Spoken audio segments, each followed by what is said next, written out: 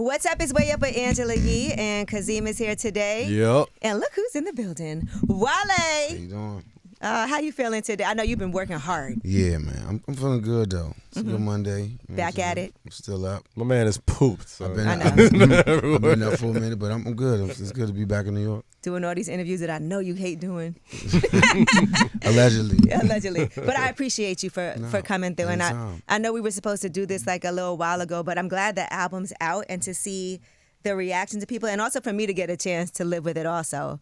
I feel like that's a big deal. And when I tell you, and I know everybody's been telling you this, but it still has to feel good. It's amazing. Thank you very much.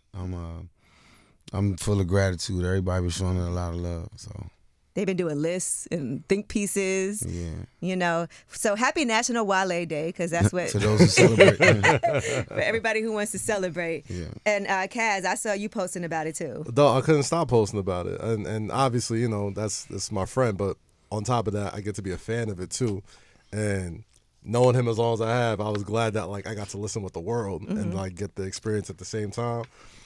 And it's dope to see, like, especially everything like you've gone through with like media and everything, and how, you know, the BS that you've had to deal with. Like, it's the first time, I guess, in my eyes that I've just seen like universal acclaim, like undisputed, just like everybody really messing with this album. I think the jury's still out a little bit, but it's I like what if the jury's out, it's very small. I saw nobody say trash. Yeah. I have not seen not one person say that. I will give you that. I've seen people say top 3 of Wale's albums of all time. I've seen people talk about your consistency, but I know sometimes you don't feel that. Like sometimes you feel like people kind of forget about you at certain times and don't include you. I don't think about it like that no more. I just, you know, I deserve everything I do. You know what I'm saying? I just tell myself that. One of those think pieces I saw was like, we don't discuss Wale enough when it comes to Afrobeats.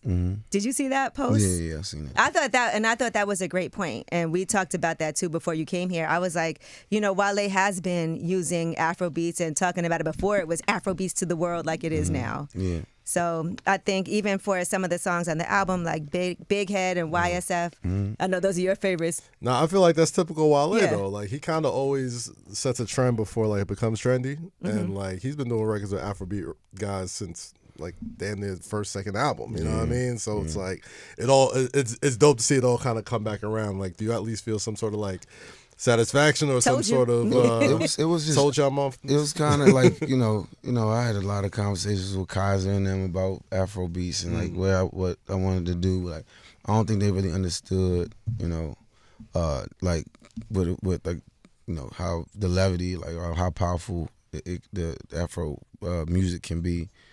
So it was an uphill battle for a while, but I'm just glad that like Def Jam let me get it off like how I want to get it off.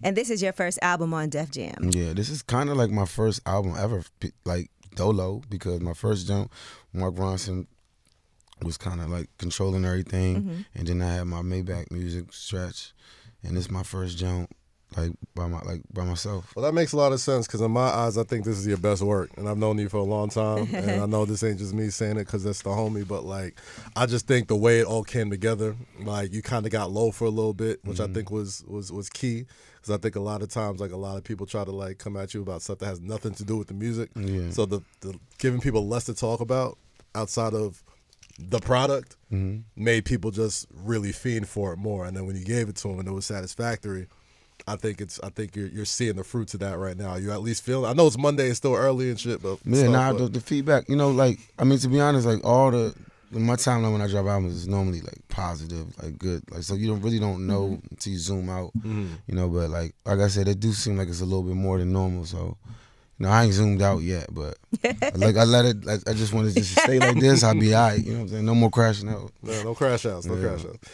The first song on the album, The Conundrum, right? Like you started it off immediately. Let's get into Wale business. Because you know me, I'm nosy. So when I heard Conundrum, first and foremost, I was like, okay, he's really putting it out there for us to know. But did you feel like, okay, I got to explain? Because a lot of times when women become mothers, they take a little step away and a breather and deal with that. And you're a dad, and you've been a dad, but it feels like you've been going through a lot personally. Yeah. Life, man. Like, you know what I'm saying? Like, I've been off the scene for like 3 years, so I'm just trying to catch everybody up to where I'm at. So I came out with them lines to start the album just to let you know, boom, this is where we at. Let me take a seat. Right. You know what I'm saying? Like, I'm going to be expressing all kinds of things on here. Yeah, absolutely.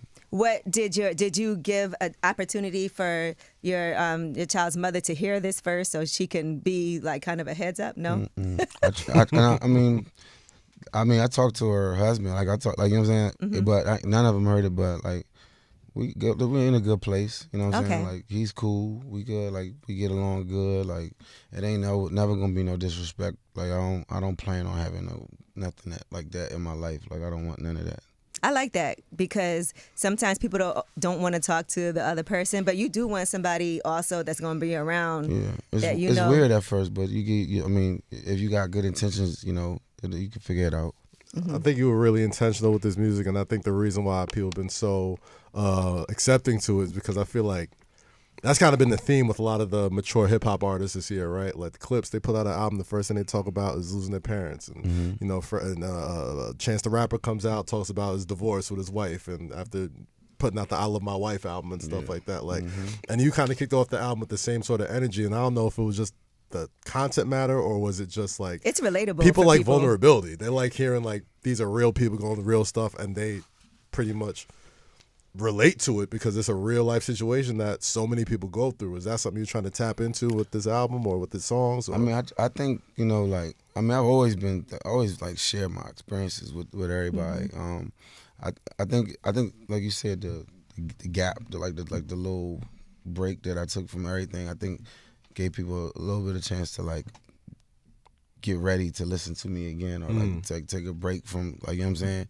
And also hip hop been chaotic for the past 2 years now, so you know what I'm saying? Like, don't nobody really want to come outside, and like, you know what I'm saying? So I think that had something to do with it. You know? But I think it's good. I think post hip hop chaos, like we've been very open to hear like music with some real substance to it, right? Like, and I think, you know, I always say history is going to be really kind to you because you've always been very open with where you are musically, and always the way you talked about your music. So, you know, I think timing is always is everything. Do you feel like it's just the perfect time right now? Every time you say history be kind, like I always be like, man, hope so. You know what I'm saying? But I think it's just like, well, me, like, I don't know. I don't really have no other hobbies. All I do is like make music. I just stay at it.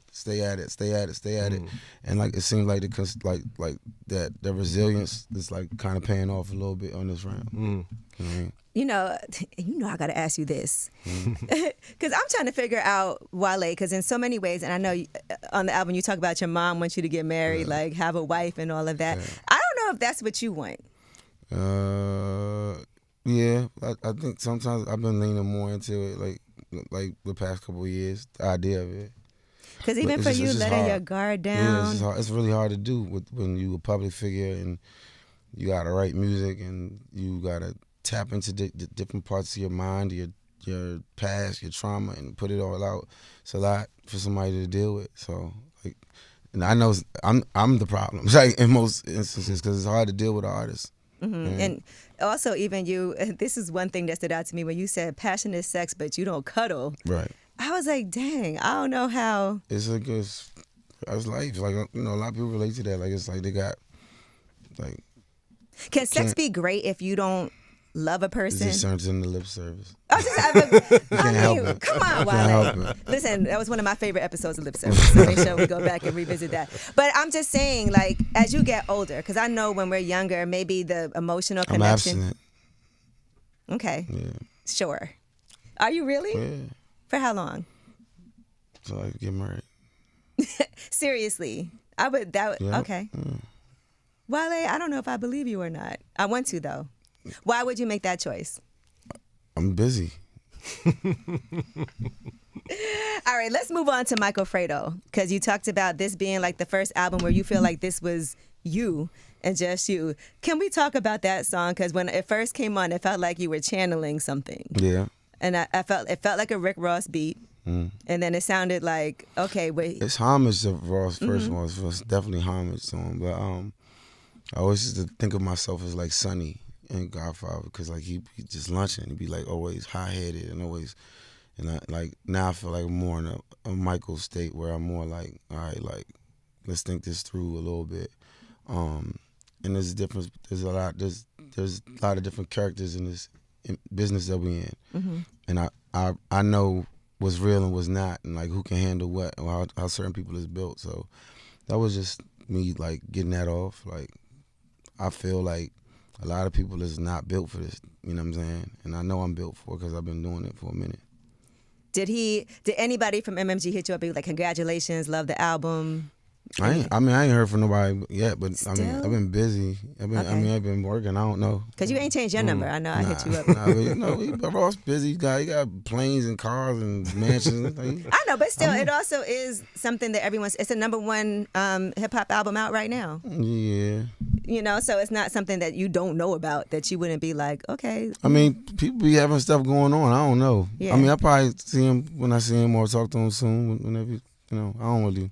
It's just another album for me. Don't do that. This is not.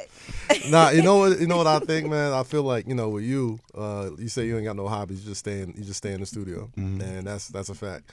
And even though that may seem like kind of boring to the outside listener, I don't think a lot of people understand that. Like a lot of folks don't even spend a lot of time in the studio anymore. A lot of people don't spend a lot of time just like collaborating with folks, and you collaborate with a lot of people on this album, and everybody that you hear from when they talk about your songwriting process, they always kind of marvel at how you do it, because a lot of times you just either emailing songs or sending beats back and forth. Like that collaborative spirit that happens in music is sort of starting to lose itself with like the internet and all that type of stuff. How important was that for you when it came to making this? I mean, I really just get in it. Like I just like, bro, there's so many things I did. There's so many of these records on this album. Like I didn't even know. Like I got this weird thing in my brain where I can learn something, do it, the task, and then 2 weeks later I don't know how to do it no more. Like for I made like just beats and like beat changes and stuff that I just played around with on this album. Yeah. Which ones? Which songs? Like even Big Head when there's like a little ooh, like I was just playing with his ad libs and then I was like put it there and like doing that, take the drums out, I was just messing around like. So I just get deep in it, but also like when I'm done making music, like my brain is on. I can't do nothing but lay down. You know what I'm saying? Like I just give it my all every day in that jump. It sounds like some Rain Man stuff. Kinda, yeah. It is. Like, I made a beat on the MPC. I really can't. We got the footage somewhere, but I made a beat on MPC, and I don't remember how to do it. That ain't something you want to, especially off the success of this album. That ain't something you want to like dive into more. Of course, there's some things we might get into, like, but yeah, like just the knowing what I want, how I want things to sound, like it made me like really like push myself to trying it. You know what I'm saying? What about for other artists? Could you see yourself doing beats for other artists too? Yeah, for sure. Like, I mean, I co-produced a couple records for other artists. You know what I'm saying? But like, I think I'll probably do a little bit more. But a lot of people don't listen. A lot of artists don't listen. And, you know what I'm saying? They think it's just Wale the rapper coming in, and where they don't realize I have my hand on a lot of big songs. So, I'm definitely going to do it, but it's going to be with the right artist. It's interesting. I got my makeup done this morning, and this woman, she's from Virginia, and she was like, "Oh, what do you have to do today?" And I said, my show, and then Wale's coming in, and she got so excited, and she was talking so much about it that I actually did a little voice note from her, and I just went to just a little snippet of what she said about you. This isn't gonna be weird at all. No, it's not. It's not terrible. I know it's The not. setup is It's not a setup. It's nice. You don't never have nobody say like, "Yo, somebody want to talk to you on the phone." Listen. Just listen. It's nice. All right, Sade, what part of the DMV are you from? I'm from Virginia, 757. And what were you telling me about Wale? I was saying that I love that he loves R&B and that he is not afraid to take risks with his music, but also like doesn't stick to the same kind of boring. A lot of times people get a little bit boring with age and their music, and I just feel like he still remains like fresh, new, but I like the R&B. So anyway, I just thought that was nice because she's from the DMV, and she was talking before that about how she feels like you're such a hometown hero for everybody in the DMV. And I felt like Big Head kind of encompasses that feeling. And so when she said a lot more, but I just thought it was nice the way that she kind of summed it up, because I can't even imagine what that feeling is like for people in that area having a Wale. Yeah. It's a lot of so much pressure that I like. I know you just came from performing. About to say, you just had Wale Week in DC, had the homecoming show. I'm sure it's a lot of stress going home a lot. Pulled from every single direction, and I mean, you can never really be good enough for your hometown. There's always more you can do and all that other stuff. But I mean, I take the good with the bad. It's a blessing, but it's really it's not easy job. You know what I'm saying? Like, it's not. How was he kicking with the kids though? Right? Loved he was like it. principal Loved for a it. day. I felt like the battery was recharged. I went to Duke Ellington for the day. Like, them kids, like, bro, ain't nothing like a theater kid from DC, bro. A theater kid from DC is they different over there, man.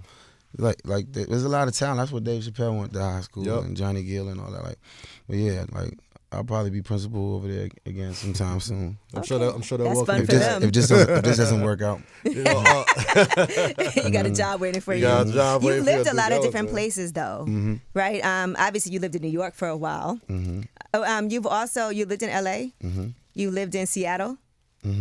So where else have you lived besides that? Chicago, Maryland, obviously DC. What's your Atlanta. favorite, you would say, besides DC? Minus the cold in New Jersey. Minus the cold. Okay. Because we had our block was popping. Like me, K. Michelle, Odell, Beckham. Like, we was all in the same block. That was fun. But it just got too cold. I had to get out of there. I feel like it's not much warmer in the DMV. I'm not there either. I was about to say, like, I be trying to get out of there too. you so. might get like a 10-degree difference from here. Yeah, it's a 10. It's like 10. It's a good 10. Now, you ended the album with Lonely with Shabuzi, and I think you performed that last year. Yeah. Right, kind of. So was Shabuzi already on it when you... Nah, the crazy thing is, like, the whole country wave wasn't even like a thing when I made that song. Like, I was just, I get into like a zone when there's like live instruments in the room. If it's just one or two instruments, and I start humming, and and it ended up leaning to like I don't even know what genre that is, but it was there, and he had heard it like in passing a couple times, and then I remember one time, like, I think he was in the studio next to me, and then he was like, let's I want to get on it, and just my managers, they all from the same place. He from the DMV. And it just, he jumped on it. I love That's my that. guy right there. And I can tell from listening to this album, the sequencing was really important to you. So to close it out with that, I saw somebody wrote on social media, I hate that Wale is going through so much, but I do love the music. You're definitely giving male Mary J. Blige vibes. Right? Yeah. I said Tony Braxton, Amy Winehouse, and Wale. Yeah. My tears water the flowers for thousands that need garden. That's why I sit on Power and Problems. I know it's good. It's entertainment. My pain is entertainment. It's good. It's cool. At least I can monetize off it, right? That sounds dark though. Yeah. Like, you good though, right? Everything's like, a lie. Yeah, no. That's it. Yeah, I got to stick into the gimmick, man. Power and Problems, you did say your power is that you never need no one, and your problem is you never need no one. That is an interesting way to put it. But I do think it's good to not feel like you need anybody. You just know that you can rely on someone. Yeah. But then sometimes, like you said, the problem is that you never need nobody. Sometimes people don't feel It's crazy. 'Cause necessary. The brighter the lights are, the lonelier the things get. You know what I'm saying? Like, you're already in this 0.1% of people that do this music at this level, and then it's even smaller because you from this place that nobody else is like doing what you're doing.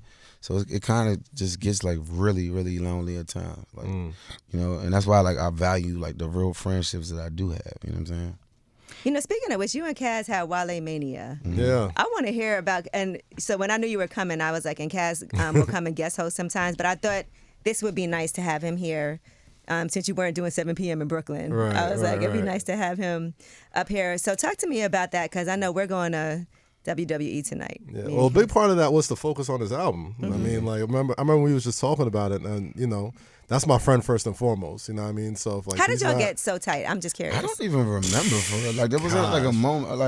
Like, I think I remember when we got tight. Like, we first met I think you was performing at my school. See, I remember. But we got tight after I did the Source Everybody article. done came to your school.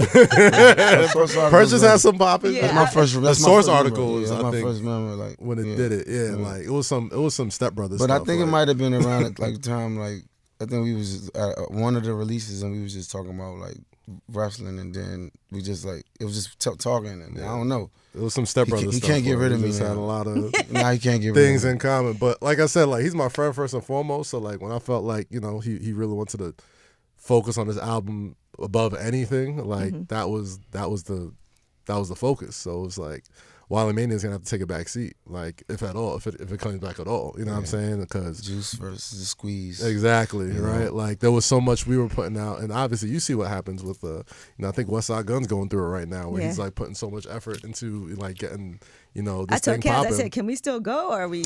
I'm still hey, Do they hate on I'm going on behalf of Netflix, so like I'm still gonna roll, but like he's seeing it too, like and I feel for Wes because Wale was at that same point with them at a point when it was just kind of felt like it wasn't worth doing all of this and not feeling like any real residual benefits like that. So it didn't. You got to appreciate the people who are really like organically. Of course, and that's what it's always been with Wale Mania, and not to say it'll never come back, but at that time it was just like, nah, man, let's just focus on what's important, which is the music first and foremost, and then what comes from it comes from it.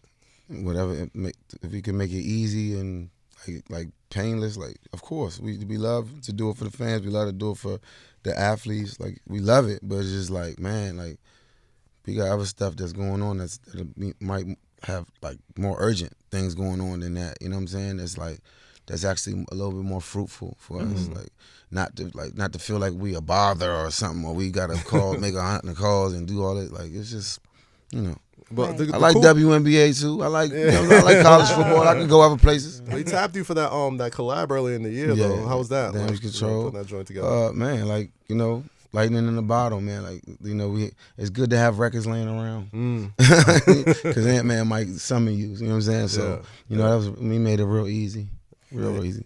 Now Blanco, we heard that song a while ago as well, and so now that you're abstinent, right? What does that mean for drinking for you too?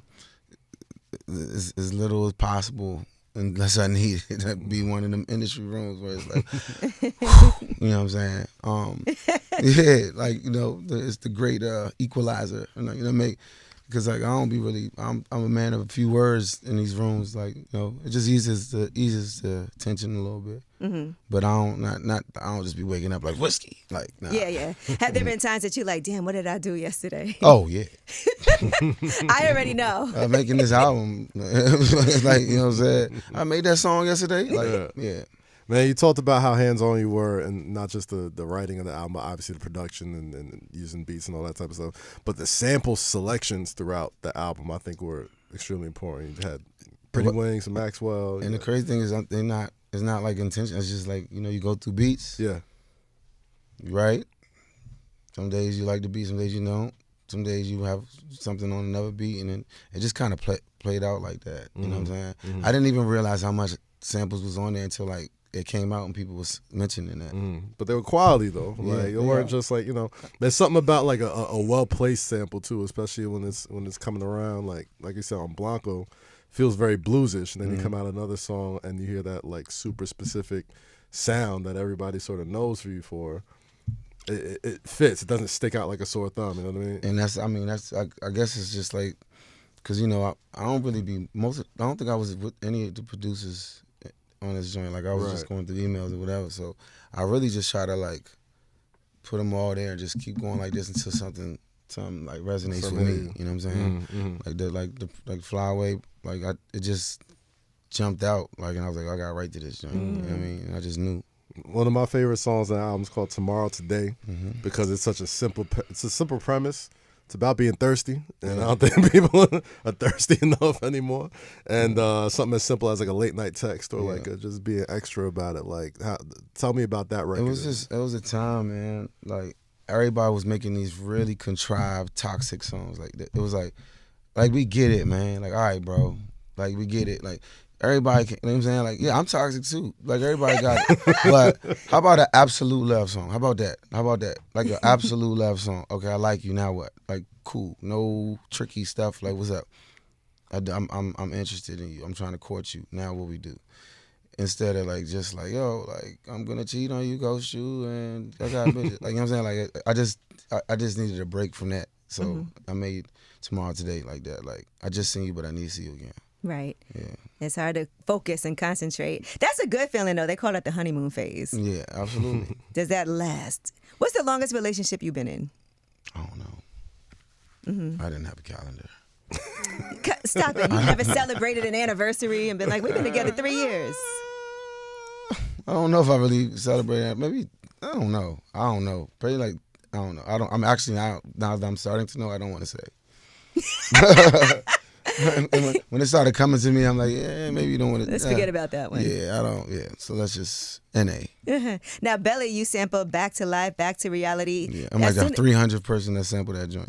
But you know, as soon as it starts, it gives you like a time period feel, because that movie was so iconic for that. But part of that song is, and I feel this, everybody's showing you love when you're doing stuff for them, when you're giving them shit, and then as soon as that.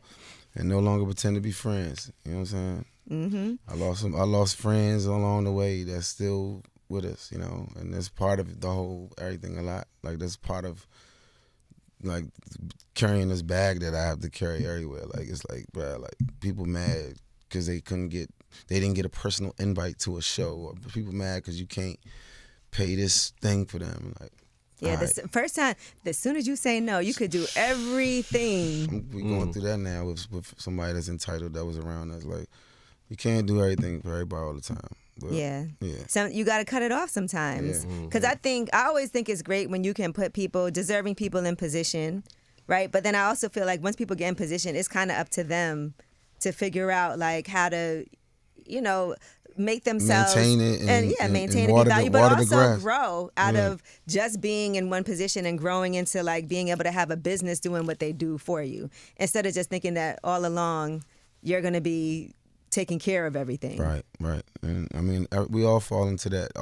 Every artist I've ever knew fell into that. Every human being, I feel like, too, if you're anybody successful. With some success, athletes, musicians, actors, we all go through it. I want to get your thoughts on this, man. There's a lot of talk about Billboard charts, first time in however many years there was no hip-hop songs in the top whatever. But if you ask any like hip-hop connoisseur, any writer, anybody who covers this for a living, they're all like, it's as good as it's ever been. You know what I mean? Like, music-wise, quality-wise. I mean, Grammy nominations came out, lots of rappers on there. Like, what are your thoughts on, you know, just, I guess, the slowed down sort of like hyper commercialization of, I mean, I think we microwaved it a little bit too much. Yeah. And it got stale and repetitive, and like the innovation, we lost innovation somewhere along the way, or we just celebrated low effort, and it put us in a place, you know what I'm saying, like people like liking stuff, liking songs for ironic reasons. There's all types of stuff that's been, you know what I'm saying, like put us to where we at right now.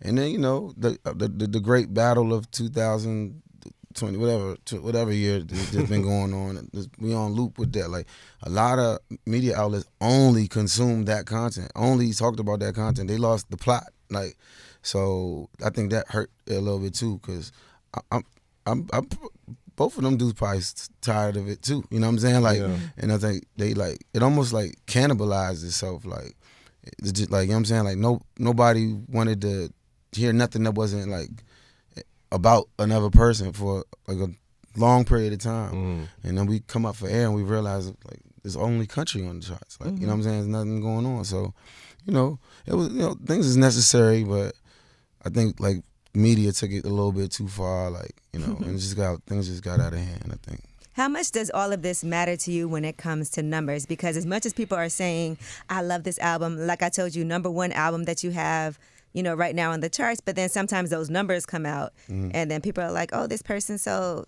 X amount. And it's so different to understand, because people are streaming and what those streams mean when it comes to an actual 1,500 for one joint is a task, you know. And then, you know, consider demographics, like you know, certain fan bases is like 13 and they got all day to listen to their favorite song, or like older fans, they got to be on the clock. You know what I'm saying? They can listen to it on the way to work, in the gym, and on the way back. And you know what I'm saying? That's 3 streams. Like, I had to let that go because like I really had to realize like when it became streaming, like, cause I consider myself more of like a blue collar rapper. It's not super jiggy, not super like just kind of like everyday. People used to just line around corner to just get the CDs, buy our CDs. When it went to streaming, it just kind of just like, all right, these people ain't go nowhere, but it's just how we consume music now. It took some time to just get used to it, but now it's just like whatever. Like the music good is in God's hands. I can't really do nothing about it. Mm-hmm. Man, and the other thing I was gonna say, you talked about country, and then we seen on the R&B and gospel charts AI artists. I just interviewed the woman who we gotta unplug her, man. Zanaya Monet. Rewire her or something. You know what was interesting though? That's a wild. Shorty, you can't be like an AI heart surgeon or something. You can't do something useful. I don't know, man. I'm gonna tell you what she said that was interesting to me though, that made me be like, okay, because she's on that platform, Suno, right, where she writes the lyrics and then she has this artist, this AI person. But she said there's so many people on that platform that haven't reached the success that she has. And she said she's done she's done like hundreds of songs and none of them have hit until, you know, she didn't anticipate it. I mean, it's an agenda. There's an agenda. Like, of course, somebody gonna make some AI thing hit because they don't need to sleep. They have to